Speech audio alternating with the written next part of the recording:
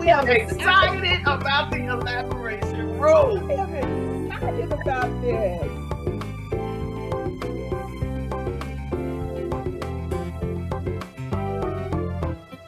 Welcome to the Elaboration Room with Reverend Yo and Reverend Harris.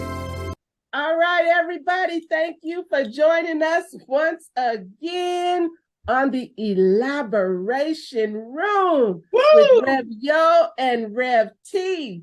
Tonight, I'm going to let Rev T do the introduction for us as we get ready to walk into the Elaboration Room. All right. You threw me a curveball. Tonight we are talking about living your best life. Woo. The term living your best life. What does that mean to you? I mean, I went around a roller coaster with this one.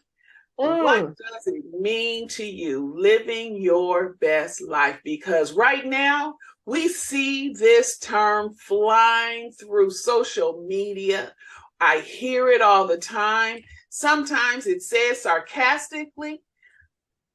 Put in the opinions in the comment section. What does living your best life mean to you? I remember since back in the day, I don't know what year it was, but I remember the Clark sisters wrote a song called Living, and I think it was talking about, I like living this kind of life. I'm living a blessed life. Blessed life.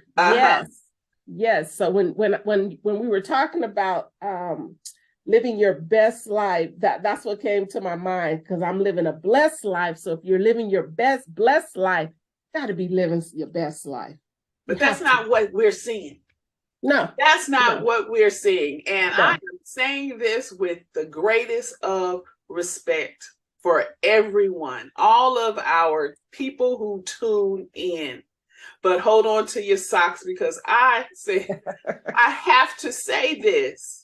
Right now, when I see the term or hear the term living your best life, this one's living their best life, that one's living their best life, it looks like an endless party of liquor and booty pop. That is nothing with living your best life.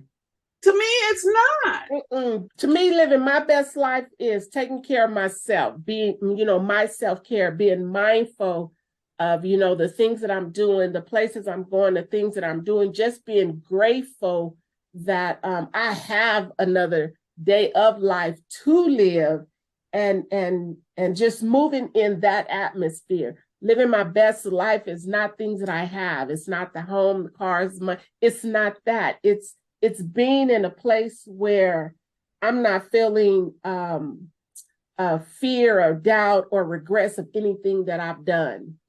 I'm like we talked about, I believe it was last week, when we were talking about peace.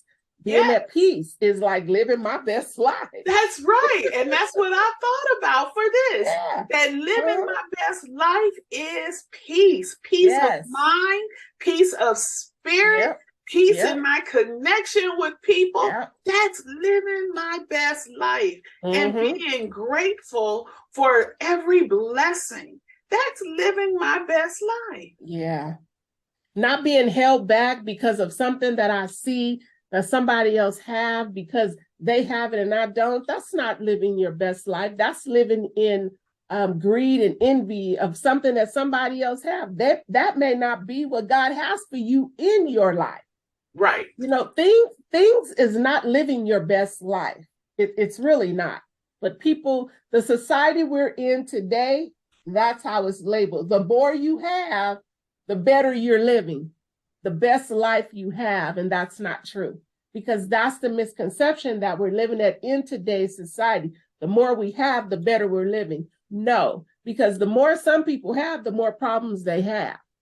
And the thing of it is also that this idea, this persona that's being placed out there about living your best life, people are doing things that is causing stress and worry because they're spending money that they don't have. Like tickets to concerts, tickets to concerts, but I won't say nothing about it. Don't, because we're just starting out and we don't want enemies. But it's true. It's true. You know, taking care of home, taking care of family. That's your first. You may not feel that you were called to the ministry, but you were. Your home and your family. That's your ministry. And if that is going smooth and there is peace, like you said, that's living your best life. If you I don't know who quoted it. I like to go back to what our grandmothers and mothers and grandfathers told us. If you wake up with your mind right, health and strength, movement of your limbs, you're not 6 feet under, you living your best life. That was the testimony in the churches.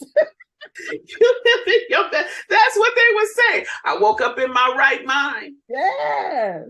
Because how many people don't? That is true. That is definitely true. That's living your best life. But I don't know who quoted it, but I remember years. I've heard it for many years, where they tell you that you only live once, so live your best life. What does that mean, honestly? I've never understood that quote. You only live once, live your best life. I don't understand that too, also because people take it to an extreme. I only live once, so I'm going to live my best life. So I'm going to throw all my money into this because I only live once. So what about the rest of your days? What do you do with the rest of your days? I don't really think people. Oh, wait a minute, sis. I'm sorry, but I can hear someone saying, well, tomorrow's not promised.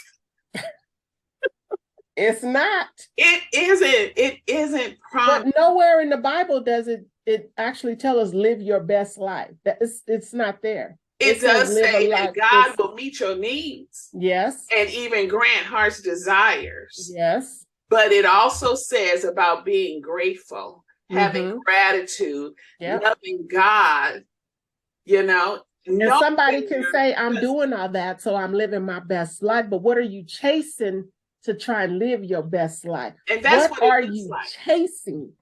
And that's what it looks like. It looks like people are chasing, these parties and this over the top kind of situation.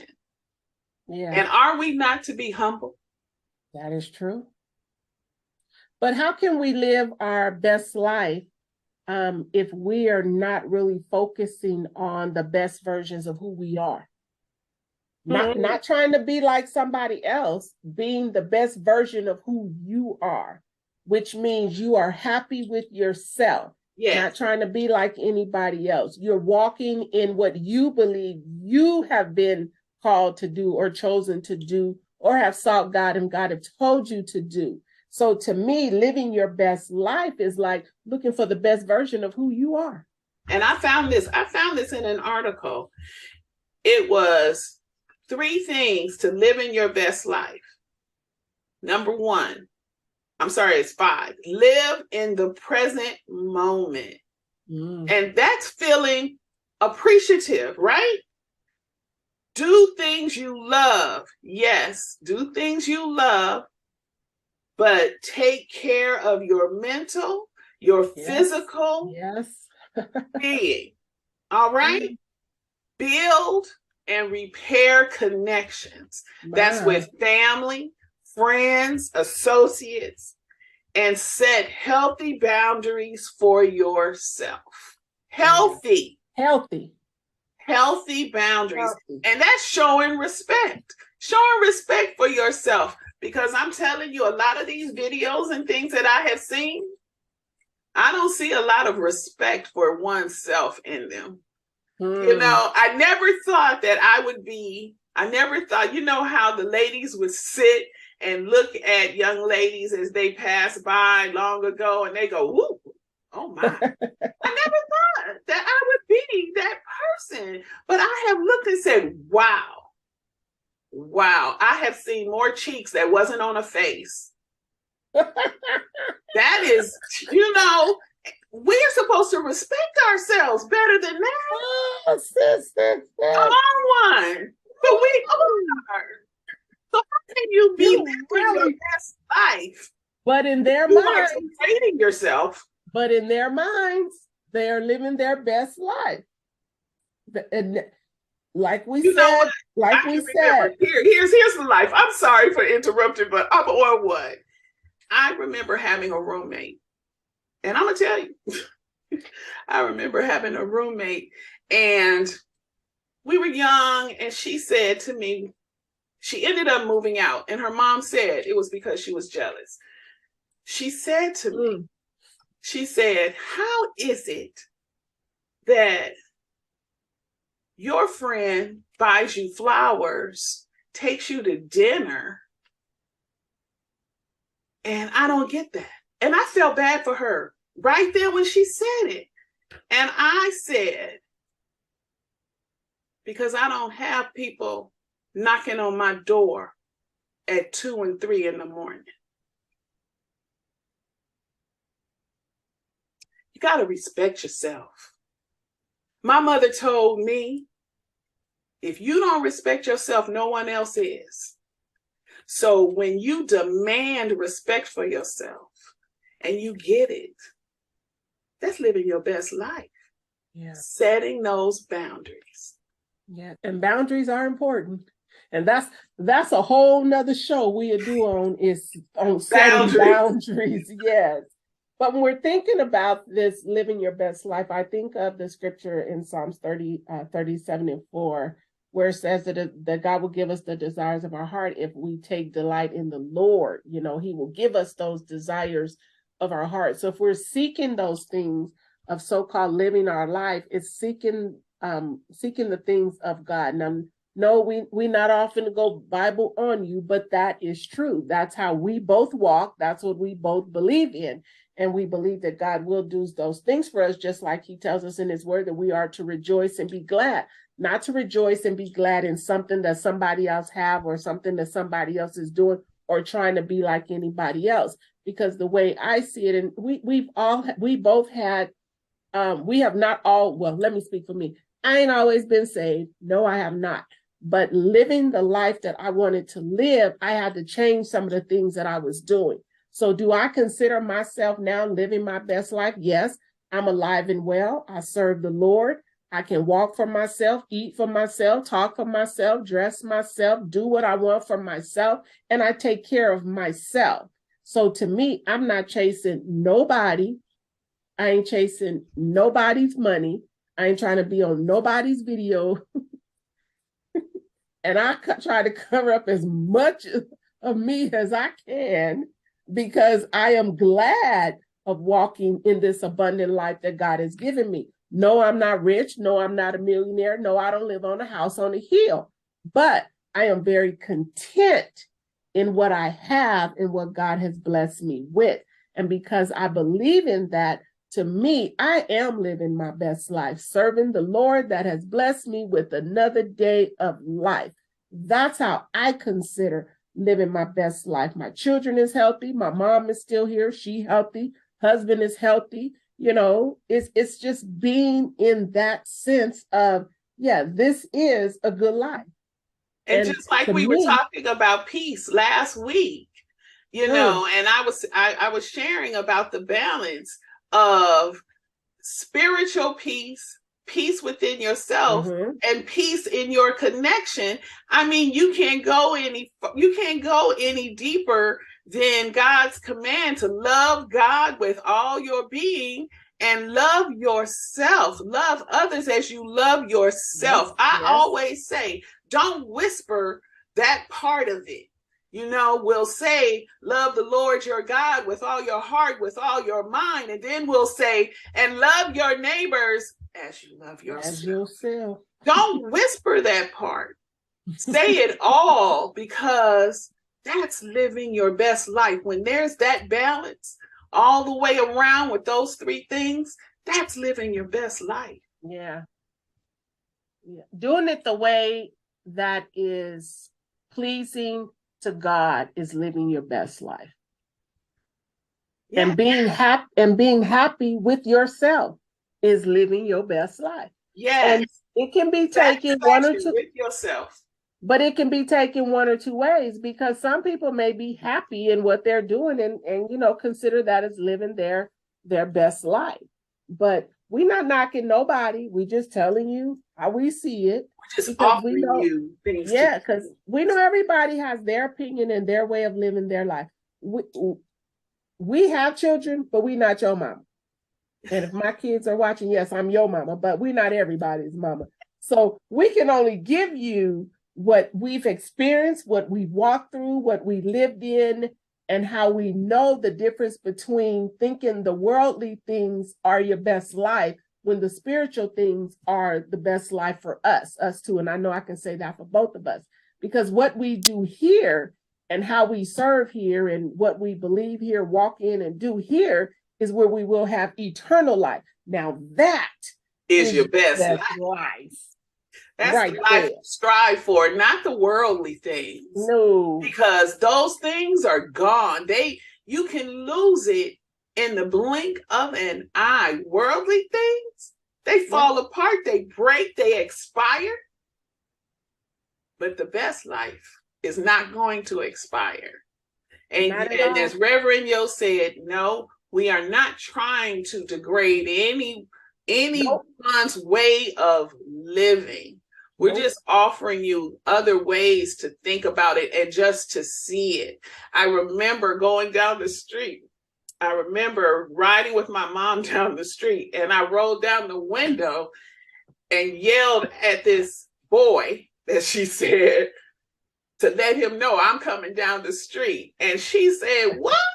That was, I think, one of the first lessons, or a big lesson that stuck with me, about the respect of oneself. Yeah.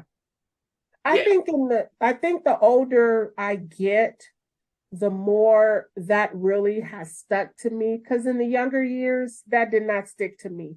It took maturity for that to really stick in my mind. Because like I said, about setting boundaries. Yeah, I've not always been saved. So I've probably done some of the things some of these other people have done. But it comes to a point in life when you become mature and start walking in a certain way, the things you used to do, you're not going to do no more. Because not only have your life changed, your mind has also changed. Your mind is transformed, your thinking has transformed, and now you're walking in a different way. So then you do things differently. So the things that, we chased when we were, younger years or mid years or however you want to call it, once you get to a certain point in life, none of that stuff don't even seem important anymore. When I was younger, I wanted all those things. Why? Because I didn't have all those things. But now that I've matured, and a lot of things that I've wanted, I've already received, because God has truly blessed me with some things that I have sought for years ago that I didn't even know that, I wanted. But it comes to a point in your life that when you're living that life, how do you really determine what is living your best life? What are the factors in that? Because everybody has a different role. True. So you have to, and this is for our guests, you really have to sit down and look at, what does it mean living your best life? And when you make your list, what are you chasing? Think about that, because what are you chasing to so-called live your best life? And what is your vision?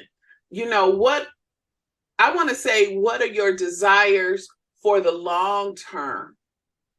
Yes, tomorrow is not promised, but what bridges are you burning now? Living what you think is your best life. Mm-hmm. Take a look in the mirror. Take a look in the mirror, and that person looking back at you. Yeah. How would you feel about that person looking back at you years from now? No, I have, like Reverend Yo, I am far from perfect. Far from perfect. I've done my share. Yep. I've done my share. But now I want to help so much You know, there's no reason to keep reinventing the wheel. Mm-mm. You know, maybe I didn't always listen to the advice that was being given to me. I know I didn't. As I rode off on a motorcycle and whatnot. Maybe I didn't, but now, you know, I want to help. Yeah. Because we walked down that path. Yes. And I mean, I'm pretty sure we both did it even with our children, try to avoid them the same roads that we had to go on. Because, I've been down that dark road. I don't want you to go down that dark road. I did that already. It didn't turn out too well. So it's like we are in that place of we can't save them and choose life for them, but we can lead them on which way to go. Because that's how we can do it for our own children. And that's all we're trying to do for our viewers. We just want you to really, really look at what it means to live your best life. Because as we look at it more from a biblical standpoint, because that's where we are in our life. Many people are not where we are in our walk, but it's a lot of things. It took a lot of studying, a lot of praying, a lot of meditating, a lot of schooling, still trying to finish some schooling, just to get to where I am today. It didn't happen overnight. It did not. It did not. The things I needed to change didn't happen overnight. It took life experience, setbacks, setups, crying. It took a lot for me to understand even living life. Not the word best wasn't even there. It was just living life. And you know what? And as I listen to you, Reverend Yo, it took, I hear you saying it took a lot. It takes a lot of bricks to build to get to where you think your best life should be. Some people, though, are at this spot and they want to jump way over here because they see how their parents are living, or, they see how their friends are living. But you have to realize and read the fine print that it takes a lot. It's building along the way. You don't jump from the first space to the 10th space. You have to build it.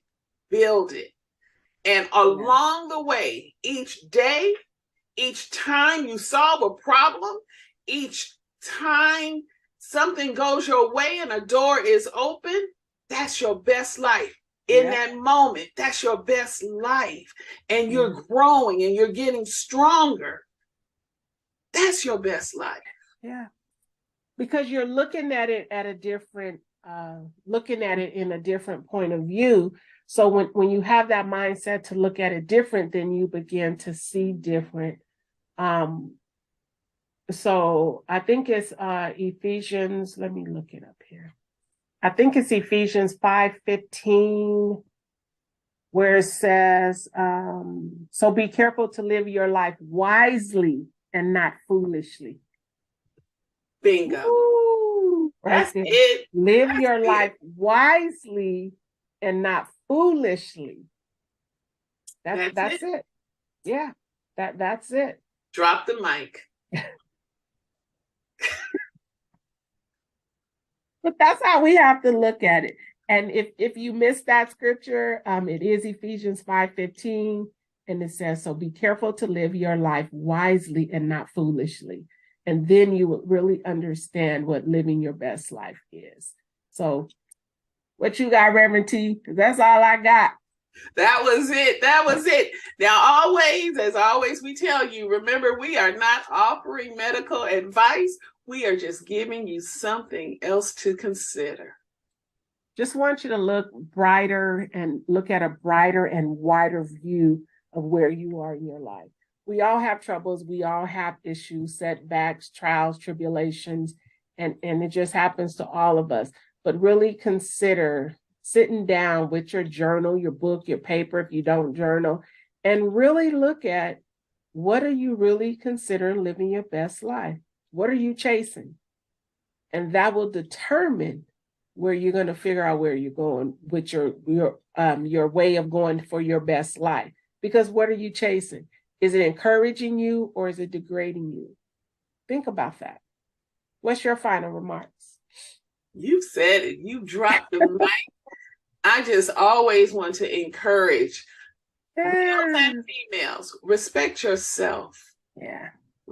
Always respect yourself and demand respect for yourself. You are beautiful. You are handsome.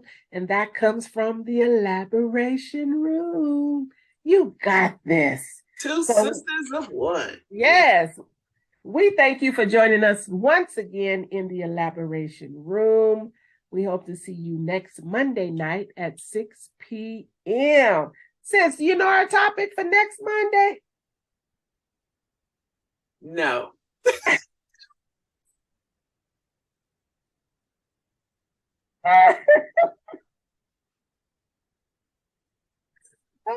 Hey, y'all, that's how we run. We go in there and we figure it out and bam, we come with it. With God leading us, that's what we bring you. So we hope you join us next week on the Elaboration Room. If you have not liked and subscribed to this channel so that you will know when we go live, please do so. Also, if you are on Facebook, we do have a page on Facebook called the Elaboration Room. You can go on and follow us there. Send us your little comments about you may even have a topic that you want us to discuss. You can put that in the chat. We'll look into that. We may bring that as one of our shows either sooner than you think, so don't miss. We are here just to encourage you, give you strength, and we are here to make sure that you do the best you can in the life you have been given. So as always, we want you to be brave, be strong, and be different. Asking it will be given to you. Seeking you shall find.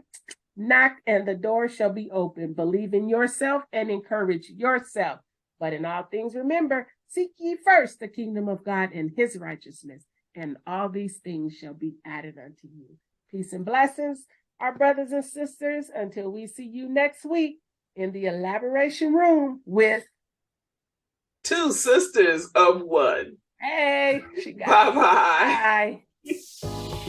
The Elaboration Room with Two Sisters of One. Make sure you like and subscribe and stay tuned for the next episode every Monday at 6 p.m.